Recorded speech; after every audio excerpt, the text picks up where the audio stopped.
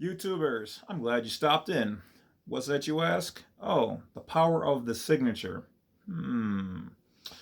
Let me tell you about how powerful your signature is. Your signature can get you in trouble, out of trouble, pay bills, get you in the debt.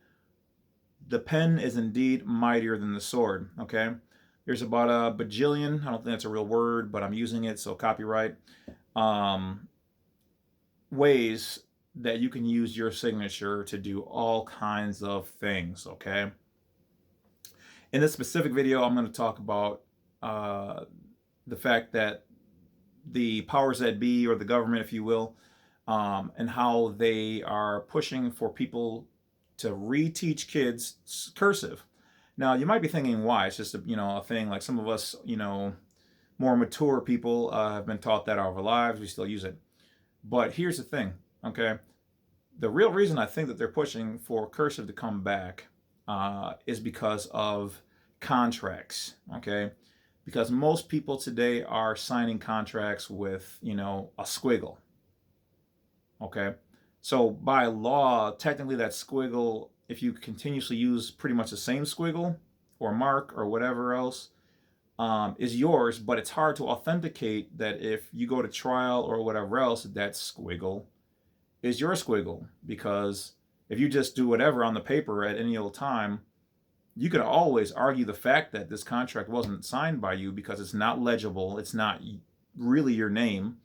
It's almost like hearsay, which is like, can be construed as fraud because they can't prove that it's you. It clearly does not say your name. So if you make the same scribble every time, then they can kind of back that to being you. But when they ask what's your legal name, which if you didn't know this before, your legal name is really them asking for what is your straw man name, not your God-given, your birthright, name provided to you by your parents. Okay, so be careful when you sign something. They ask for your legal name. All right, uh, yeah, just be careful on that. So anyway, the real reason I believe that they want people to sign with their signature is because it's binding. It clearly states your name, okay? And it's your unique signature key to you, all right? If I spell out my entire name in all caps or caps and lower or all lower without cursive,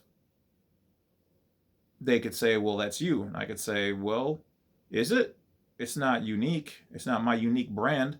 Like this logo right here, once I modified it, it became mine.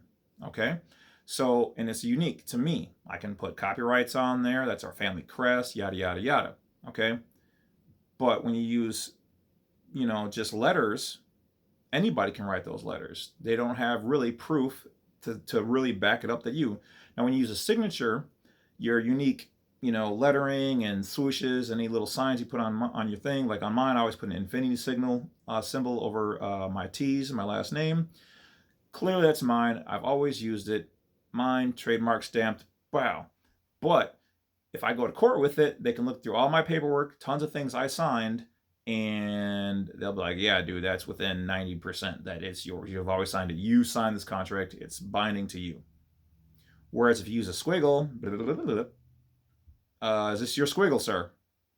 I don't recollect a squiggle like that. There's no way you can prove that that's my squiggle.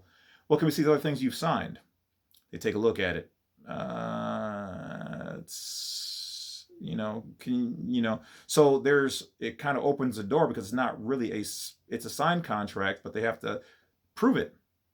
Now, in the old days when people, black slaves were around, they would sign with an X because they didn't know how to sign anything else. And that's why in the old days, they used to have X marks a spot, or, sign next to the X, and they'd make you, put the best that you could put down there. Okay.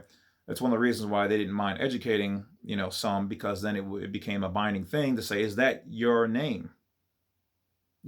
Somebody could say, is that your X? That ain't my X. But when you put your name down in cursive, and you always write your name the same way. So now, is this educational purposes? Yes.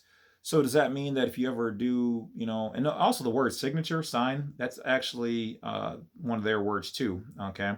So if you do put it down, could it be a loophole that, you just put like a squiggle or a mark or a dot or something? It could be. You could definitely argue that, who was there to see me sign this squiggle?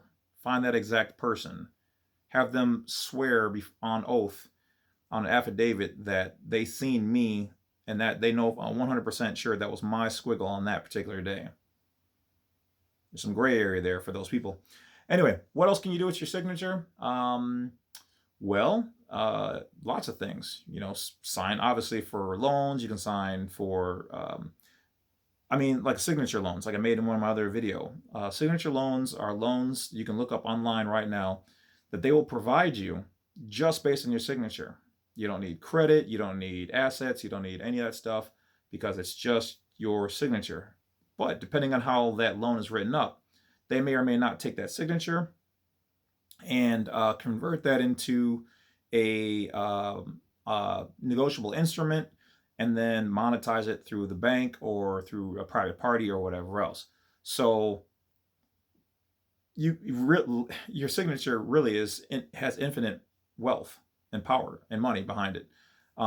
It can, like I said, it can bind you to things if you sign things the correct way, like your name, and you put UCC 1-308 above it. That's a worldwide known code in the UCC book. That means I'm not signing. I reserve all my rights, even though I'm putting my name here. I'm not binding anything. I'm not contracting anything.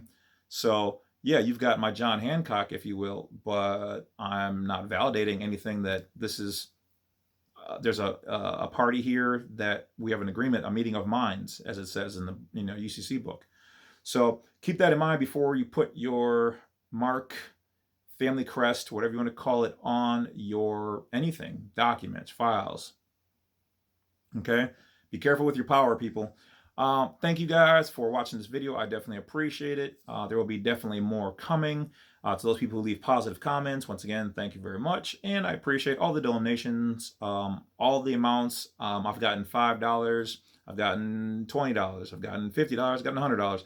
So appreciate it. For those people who obviously are interested in buying specific things, that I have charged for, those do have, obviously that specific monetary value.